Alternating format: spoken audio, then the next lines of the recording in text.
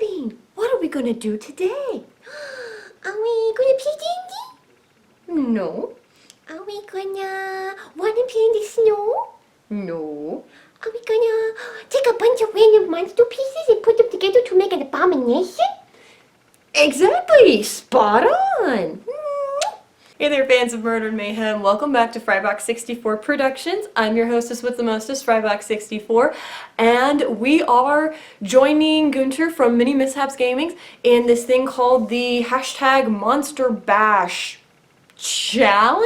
I didn't do my homework, I didn't read up on this before we did it, but basically what this is, there was this other channel that does D&D or just mush up kit bashing, I think is what it's called, where they take bits and pieces of random, like minis and monsters and stuff, and puts them all together to make some random new creation. And being the completely randomly generated person that I am, I thought that this would be really fun to do alongside Gunter. So I will put the name of the channel probably around the screen somewhere and in the description below. You can go check them out and check out their playlist for their monster bashes that they do. But yeah, so here we go. This is my monster bash. So Gunter did his on his own channel. He actually put together a kit bashed monster mini. I believe it's a Hungry Dark Oculus type thing. I'm probably getting that completely wrong, but you can go check out his video. I'll put a link to that in the description below as well. But yeah, this is my guy, or my guy down there. You're probably watching him getting put together now. So since I am not that good of a mini maker or kit basher or whatever you want to call it, I like that word, kit bash, kit bash, kit bash, kit bash. So since I'm not that good of a mini maker, I figured that the best thing that I could do would be to either draw my monster or put it together in like a computer-generated visual type effect. So I went ahead and downloaded all of the different random mini parts, and I rolled randomly to determine which parts I got, and I got this one, and that one, and this guy, and this thing, and oh, doesn't that look interesting? And how about this thing, and this thingamadoodle? And I put all these guys together, and this is kind of the process of creating our dude Trefawn. Yes, so my creation is named Trefawn, and he is, oh look, there's Joe in the background. Say hi, some guy named Joe. Hello! We're talking about my Monster Bash guy. Which one is that? That's the one where you take all the random parts and put them all together and make a random person out of it. The door is talking! It really is. It's a thing that Gunter does. You can check out his video on in the description below. He did WD-40 that door. So talked before. So my character, I'm gonna give you this guy is he's so glorious. He has to have his own backstory. So this guy is named Trefawn. How did he get that name? I created him while Gunter's little one was hanging out and watching kids shows next to us, which is why I didn't record myself with the webcam doing this, because I would have had a bunch of kids singing about candy losing their color in water. Such engaging material. So when I was all done, took me about an hour to get this guy done, but when I was all done, I asked Gunter's little guy, Mini Gunter I call him, what his name should be. And he took one look at the guy and said, Trefawn! So his name should be Trefawn! So anyway, so the mini parts that I had to use to create Trefawn were Stegosaurus Spikes, a wrinkly bald forehead, an arm shield thing, an elephant trunk, an anglerfish antenna, big ol' lumpy looking googly eyes, and a spearhead. Not the actual spear, but the spearhead itself. Hi Jellybean, where are you going? Please don't chew on the cords. She can chew on my camera bag, she's fine. So here is the life story of this incredible adventurer, Trefawn. Trefawn, she chews the things. You gonna behave yourself? She might not behave herself. You gonna behave yourself? You gonna behave? That's right, go to your litter pan. Go to your room. So Trefawn actually had a very well-adjusted childhood. He was raised by his parents. He was the fourth born of 5 kids.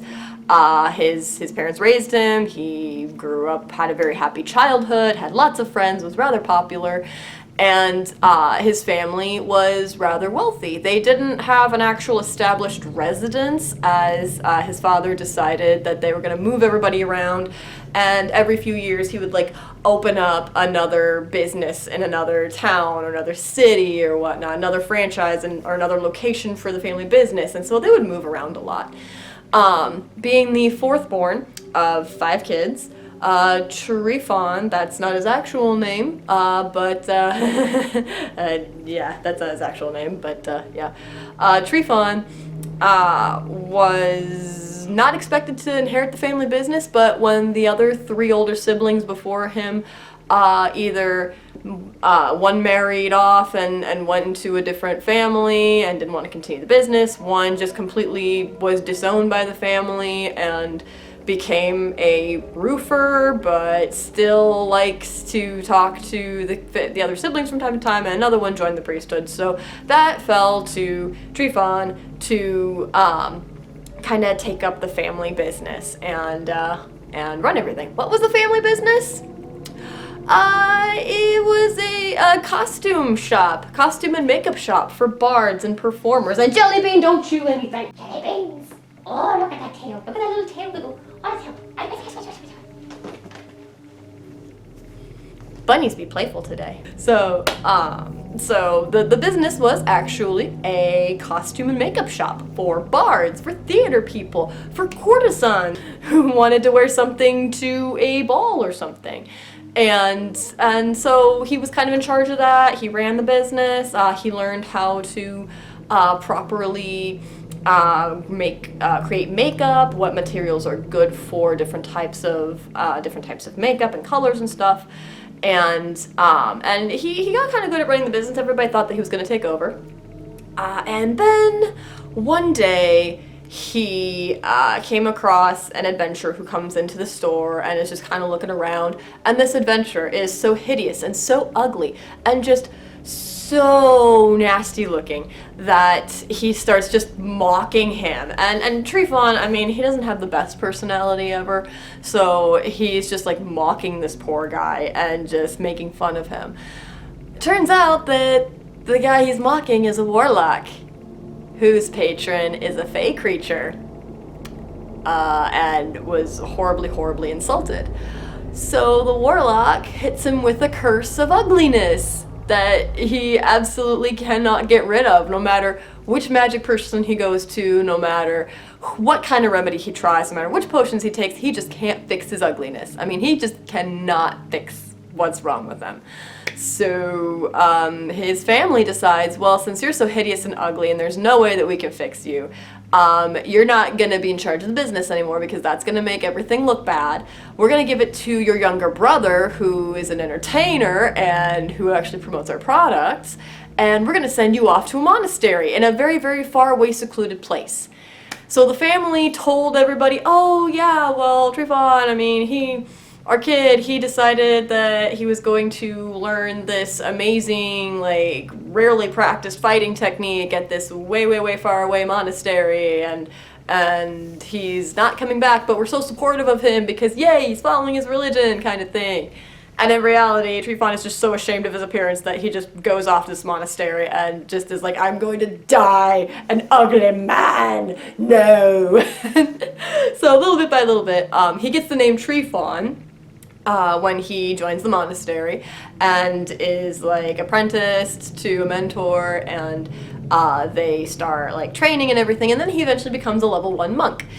And then he decides to, you know what, I mean, monastery life, it's kind of secluded, it's really chill and boring, and he just can't get into the meditation and the quietness of it. Hi, Jellybean. So he decides to take his show on the road, and he's gonna be a level 1 monk, eventually level 2 bard, performer, art adventurer guy. And he's gonna try to find a way to fix his curse, and he's gonna go head to head with that warlock, and by golly, he's gonna make him fix it.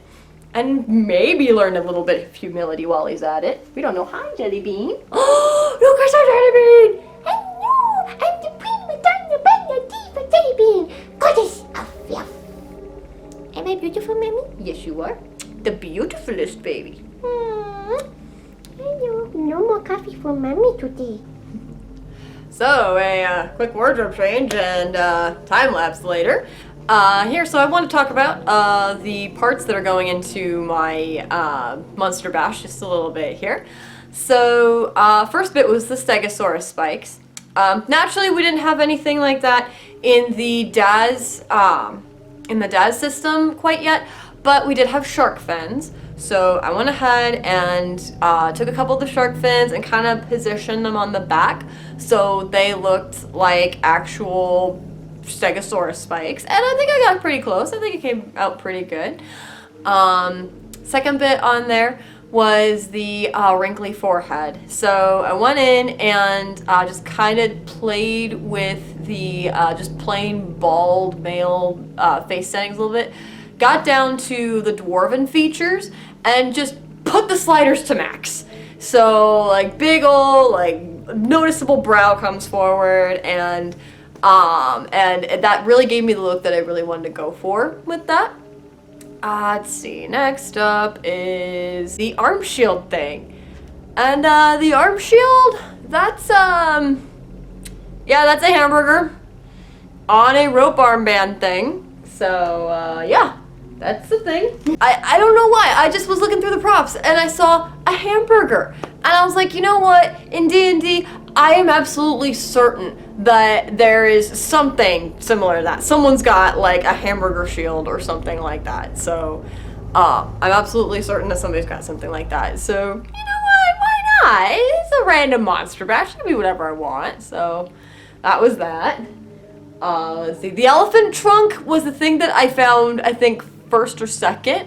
So that, yeah, the elephant trunk actually, that was quite interesting to try to do because you had to go in and every single one of the little vertebrate things, you had to like decide if that was going to twist or go straight out or curve or whatnot.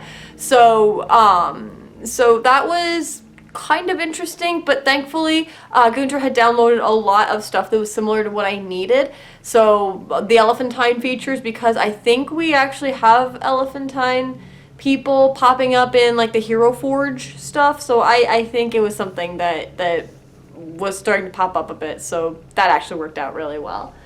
Let's see, the next one. Oh, the Anglerfish Antennae. Now that one originally was just supposed to be the little lure coming out of the head, and that was going to be it. I wanted initially to put the lure like on the back end of the guy. Like I wanted him to be on all fours, and I wanted the lure to be like kind of a tail on the back end. But then after I was working with him a little bit, and I realized that like I could probably keep him as a standing up human, I was like, well, maybe I should give him bug antennae. So what we did was there was like a praying mantis or like a bug, like a little antennae thing like that. So I got that, and then I found balls. You know what you're thinking? Just little prop balls, like little prop balls. And so I don't like this lighting. So I went with like these little balls that you put on like they're just props, but I put them on the end of the antennae to give it kind of that anglerfish lure look, and I think it turned out really, really well actually. Let's see. Then there was, oh, I'm moving the mouse apparently. Oh goodness, it's stuck in the couch. The googly eyes were probably the one thing that gave me the most problem out of everything here, because the eyes, for whatever reason, when I was trying to like move them in different directions, but when I was trying to get the eyes to pop out, I picked the eye color that I wanted. Apparently with the dash, you pick the eye color, and then you click on the eyeball on the figure, and then there are like directional arrows, like up and down, rotate, side to side, size in general.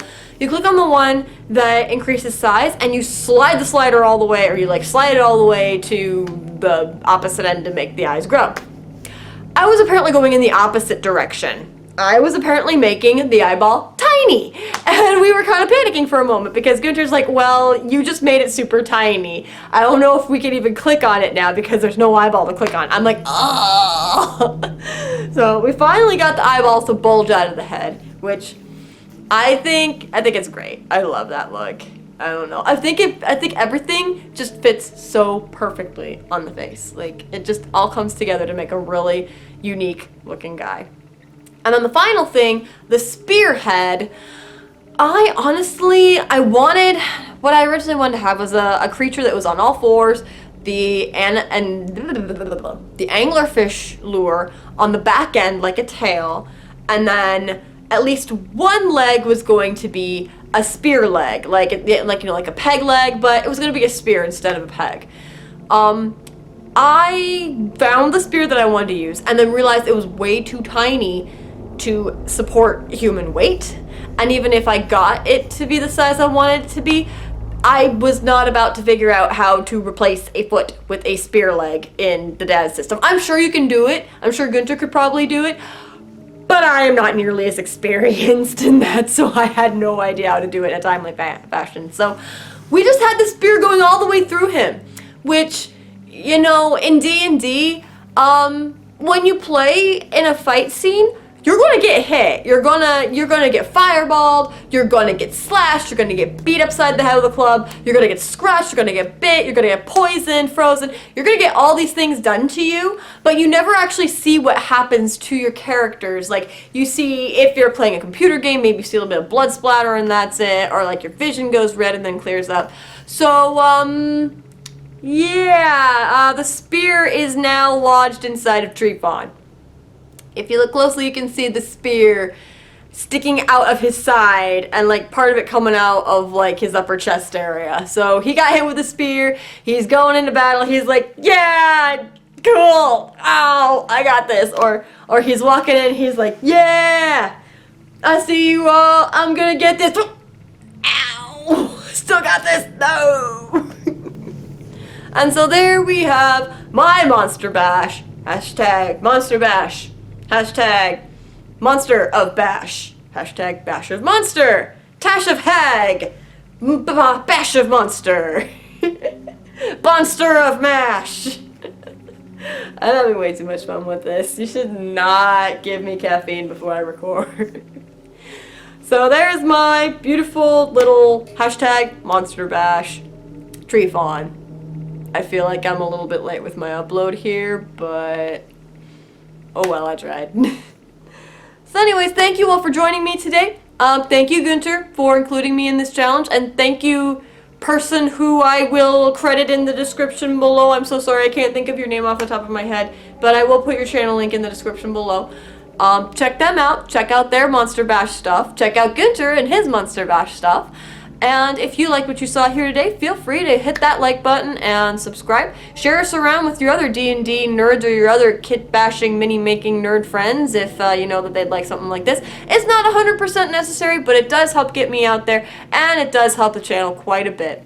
And hopefully we will see you all next time for some more murder, mayhem, and monster maiming. Bye everybody!